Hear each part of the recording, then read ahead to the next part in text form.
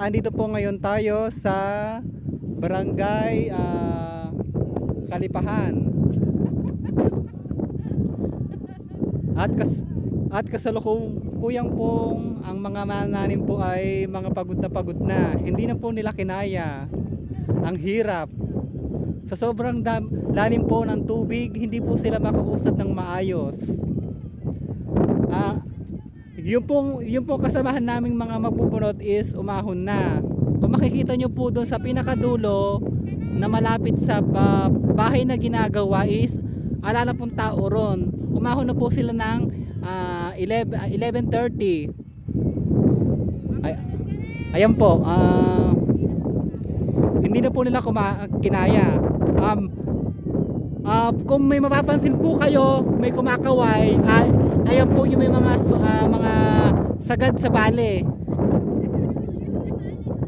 Ayan. Ayan. Kung makikita nyo po, ayan, yung mga kumakaway po na yan, sila po yung mga aralan na may, sila po ay nag-aaral pa lang po magtanim. Pero after 2 days, ayun po, medyo mabilis na po sila. Kung makikita nyo po yung babaeng nakukulay red na yan, medyo galit na po yan. Inututundos po ako, ayan. Kung makikita nyo po yan, nakaamba na po yung pambalibag niya sa akin. Ayan. Kung makikita nyo po itong nasa huli nato na nauuna is, nakakulay blue is, sagad din po siya sa bale.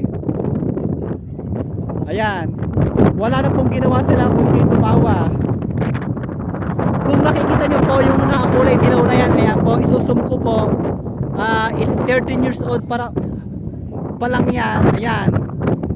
2 araw pa lang po siyang tumatarim. Ayan, mabilis na po siya.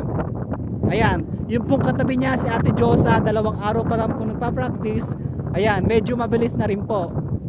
Ayan. Aalisin ko na po ang zoom. Ayan. Ayun.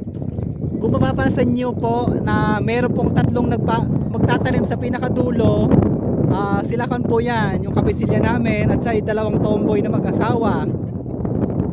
Ayan. Okay.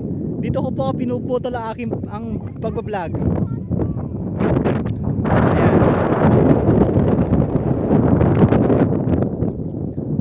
Wala pa po kami sa kalahati. 3 hektarya at kalahati po to. Okay, thank you.